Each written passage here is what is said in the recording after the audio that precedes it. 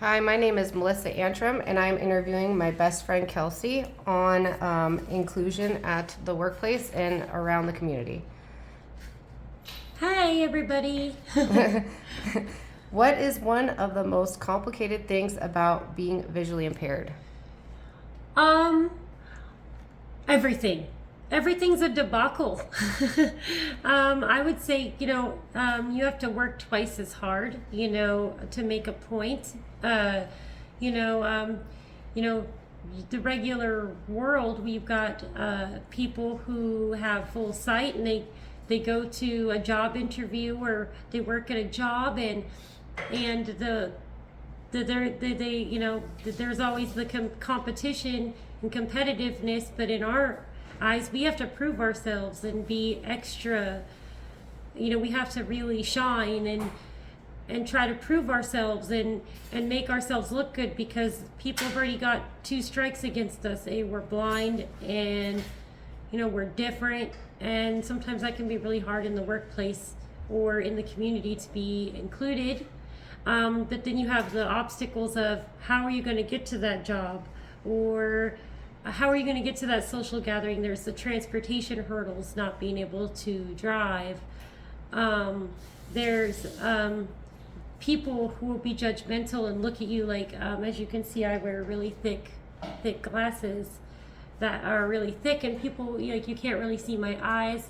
And people will look at me and be like, why are your glasses so thick? Or they'll call you names, like even adults will do that. So it can be really hard just to do anything. Like everything is twice as hard. Like right now I'm getting ready to move, and a normal person could start doing it on their own. They could drive to Lowe's and get boxes and get supplies.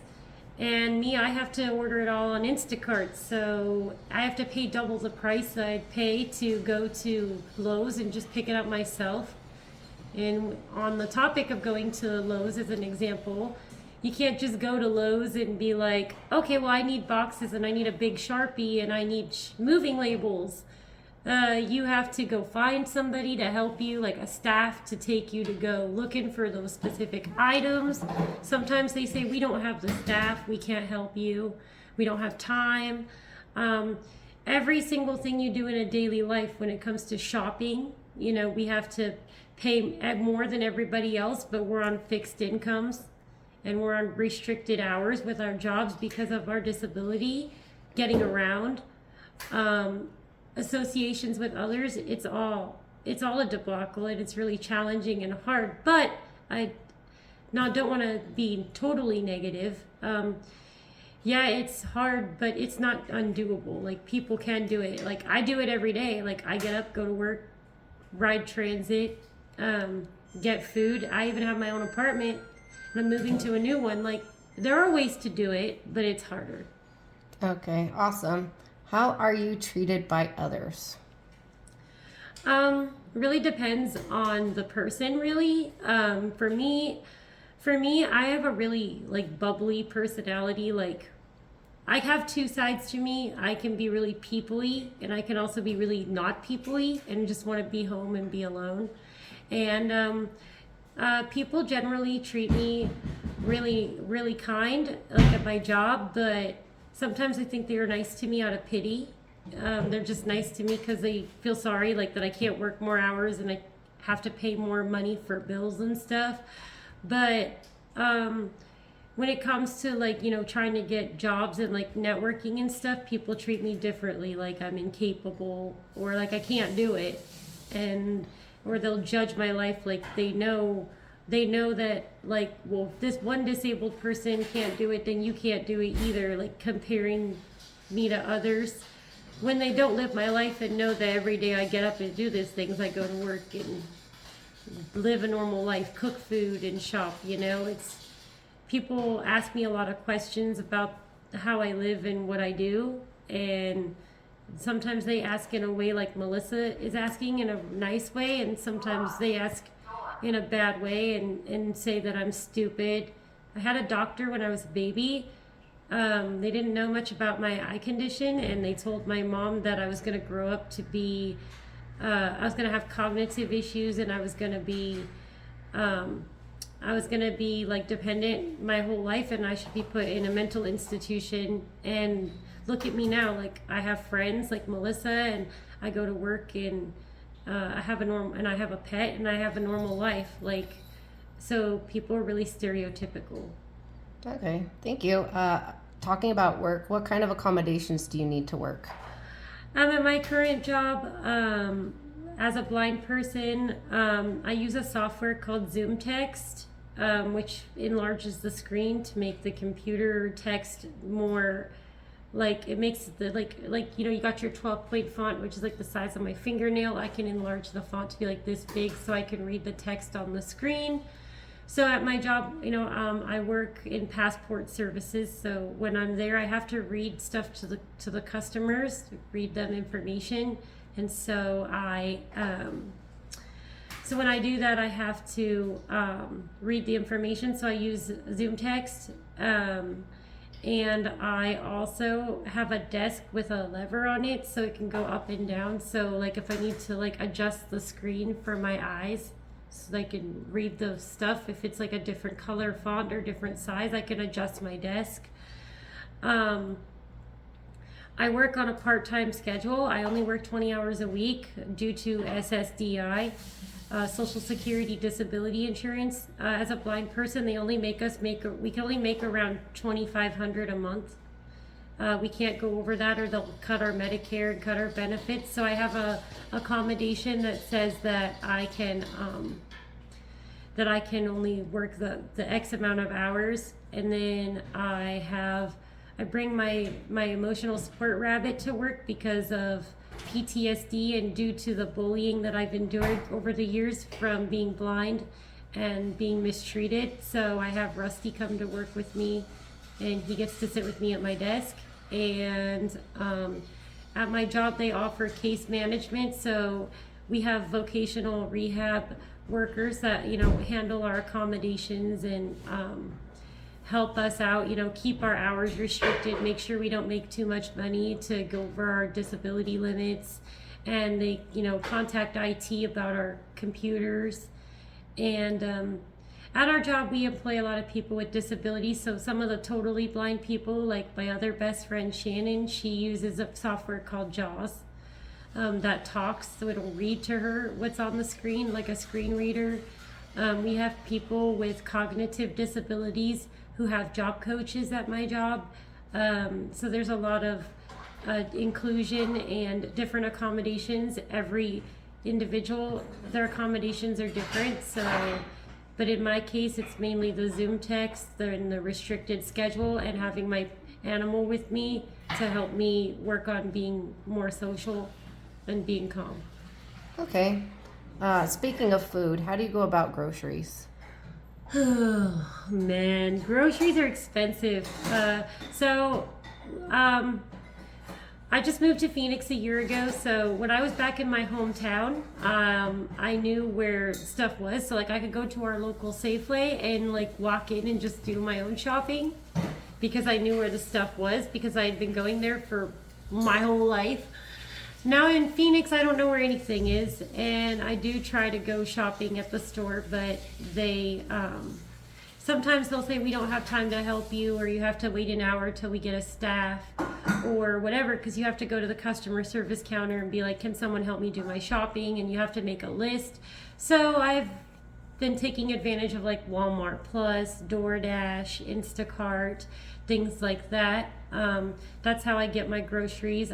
Sam's, thanks to this girl, we do Sam's Club delivery now. Sam's Club is the greatest, by the way. I usually do delivery services, but certain situations I do have to go in person, and it takes a lot of planning and preparation for that. Sometimes if I need to go somewhere, like if I can plan it in like well in advance, like if I really need to go in person to Sam's Club, I'll ask Melissa if she'll take me, or if like I plan, but that requires planning, like to ask a sighted person to go with you. So if you don't have that option, then you have to go to the counter and get a staff to help you, and that's sometimes easier said than done. So generally I just depend upon delivery services.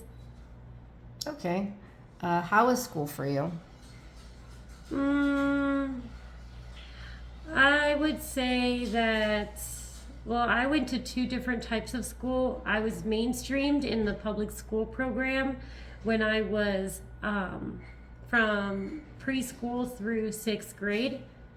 And there I didn't really have a lot of friends, and I fell behind in the program a lot. Like, I got left out and not included. You know, they had those big overhead projectors where the teachers would like try to show the kids the presentations or the PowerPoints, or they would write like 2 + 2 is 4 on the board, and I wouldn't be able to see it. And you know, it'd take me longer to do my assignments, and then they'd just punish me and make me stand for recess or do it for homework. Like, I couldn't keep up with the class. But then when I started middle school from 7th grade through 12th grade, I went to a school for the blind funded by my state in Washington State at the time. And I started to become popular and like make a lot of friends and like fit in. And they catered to our needs, to our program. But I graduated with a 3.75 GPA. And this part that was kind of stinky about it though was that I felt kind of segregated, because it's kind of like they wanted us like, so when I was in public school I had a hard time making friends and keeping up in school, but then when they put me with my own kind in a school with everybody being blind, yeah, things were cool, we all got along and it was tight and we got our work done, but as an adult it makes me feel really sheltered, because I kind of feel like this still happens in the world now. Like, it's like you have to be with your kind. Like, oh, you're blind, go be with the other blindos. Like, that's one of the things I like about being friends with Mel, is that she's not a blindo. Like, I get to have a normal opportunity to like hang out with normal people, and I get to watch her kids do normal kid things, because I didn't get to do those things. So I think that in the public school system, inclusion is something that there's room for improvement, and making the programs kind of one size doesn't fit all. I get it, but try to, you know, offer options to let the regular students work with the disabled students, so that it's diversity and so that everybody feels included. Do you feel that most places have taken on a universal design so that you can enjoy things such as concert, restaurants, and sports events? Absolutely not. Some restaurants offer braille menus or large print menus, and that's really cool. But when I say some, I mean like you can go to Red Robin and get a braille menu. You can go to Red Robin and get a large print menu. You go to Olive Garden. Like, most of your main commercial restaurants will provide, you know, accessible menus and accommodations, large print menus, braille menus. A lot of times the waitresses will even help you read the menu. They're cool, but it's not everywhere. And a lot of the, you know, small town mom and pop places don't have those things, and I mean, that's okay, I understand. And I mean, in those cases the staff are usually more friendly and personable and accommodating, but that's not universal. Like, if it was universal, then every restaurant would have large print braille menus, or you know, a way to listen to the menu on an app on a phone or something, you know, for everybody. Or they'd have other accessible things for people who have other types of disabilities. And as for concerts, it can really depend. It really depends on the venue. You can call ahead and tell them. Sometimes they'll upgrade you. Sometimes they'll care. Sometimes they won't care. They won't do anything. It's definitely not universal. If you're familiar with like the ADA and stuff like that, like, you know, venues and restaurants and social events, bars, restaurants, they're supposed to accommodate people with disabilities, and that can be, the definition of that can be different for every place. You know, they have a wheelchair ramp, that means they're going, well, we're following the ADA, we have a wheelchair ramp, or, oh, well, we have this, so we're following it, but that doesn't mean they're universal and accommodating to everyone. So definitely room for improvement. True, very, very true. If you could change one thing to make it more inclusive, what would it be? Like it being anything, or yes, like anything. I think that like I wouldn't. I think that should be programs for people that are blind or have disabilities, for them to, you know, like there should be programs for them to, like, as they're growing and developing as adults. Well, I mean, okay, like, so if you're an adult, but like as a kid, you're developing. So like when you're in like the years like K through 5, you can, like we have autism centers and we have blind schools and things like that. Put them together for their development. But when they get to be teenagers, we need to start, putting them out into the community and helping them, more integrate with the rest of the world. Because for me, I spent half of my life in special programs, and when I became an adult, it was culture shock. Like, how am I going to get a job? How am I going to make friends? Like, I'm going to be 31 in like a few weeks, and I still feel like I'm learning. Like, I work in an inclusive work environment that employs regular people and people with disabilities, and it's really hard to make conversation and associate with them because I don't really know sometimes what to talk about, because all they want to talk about is blindness. So I think making a more universal program to try to prepare disabled people to get into the adult world. Like, as an adult, you're going to need to find housing, you're going to need to get a job, you're going to need to have the skills to go to a job interview, and they leave a lot of that stuff out, and that sets us up to fail. I think I would change that. That's a good idea. What kind of support system do you have in place for when you need help? I have this girl over here in the middle.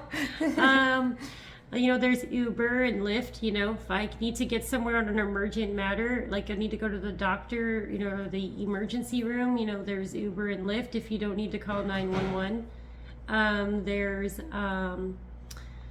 There's my friends. Let's see. My landlord is pretty cool. She always helps me out. She always lets the maintenance boys come over and like help me do work. Like, that's not a work order. Like, I'm like, hey, I got this new TV. Can you help me put the legs on the bottom? Like, I have my Blink doorbell. They're going to take it off and put it back on at the new house, That's cool. I have, my caseworker at my job. And my support system continues to grow as I grow and meet new people. But friends and family are really important, but also your resources. You've got technology, you've got DoorDash and Instacart, Uber and Lyft. There's a lot of great technological resources, but nothing beats friends and family. Very, very true. Do you feel that able people treat disabled people differently? Abso-freaking-lutely. They treat us, well, not Mel. What's funny is that she didn't know a lot about people with disabilities when she met me, but she was so natural at it. She doesn't treat me different. When I come over here, we go in the pool and we eat and we go places and do activities together because she's cool like that. And, but she also will help me, one time I left my magnifier in her car at her house and she had to read me the menu at Cracker Barrel. That's being a good friend and being inclusive. There's an example of inclusion. An example of non-inclusion is me and my other friend Shannon went to soon-to-be roommate went out to the bar. The first time we went out to the bar, we sat at a table in the corner all by ourselves and nobody would talk to us. Everybody, the staff would, do you want more beer? Or, hey, do you want some more food? Or do you need anything? But everybody's, integrating and socializing and hanging out. Hey, I'm this person. Nice to meet you. Nobody would talk to us. People stay away from us like we're the plague. Or you're trying to cross the street and you're out and about trying to get a bus and someone will grab your arm and drag you thinking you're not capable of crossing the street. Or one of the things that irks me the most is, oh, honey boo boo, can I help you? They talk to you in that condescending tone, like you're stupid. It's hey, my eyes don't work, my brain works fine, thank you. So people do not treat me the same as they do everybody else, and double standards is one of my pet peeves. So thank you, Mel, for treating me normal, but that other people, room for improvement. Yeah, that's really true. Big question. Do you feel that you're supported medically when you go to see a doctor? It's hard to say. I think that the healthcare system has changed since COVID. If we're talking about back home in Washington, I would say yes, but even that has evolved since COVID. Um, I'd say here I'm not getting adequate medical care at all. Like, um, every time I go to urgent care or go to my primary care, like the most recent thing was they put me on some medication. And I started, every time I took the medications together, I would get dizzy and nauseous and I'd have to just lay down. And come to find out, you can't mix those two medications together. You're only supposed to take one or the other. You're not supposed to take them both at the same time. And if you do, then they have to monitor you for side effects and draw your blood and make sure that you're not like having an overdose of serotonin. And that didn't happen. Like, they didn't even pay attention. Then when I called them about it, they're like, oh, well, it's fine, you can take it. And I'm like, I know, but like the other doctor said I can't.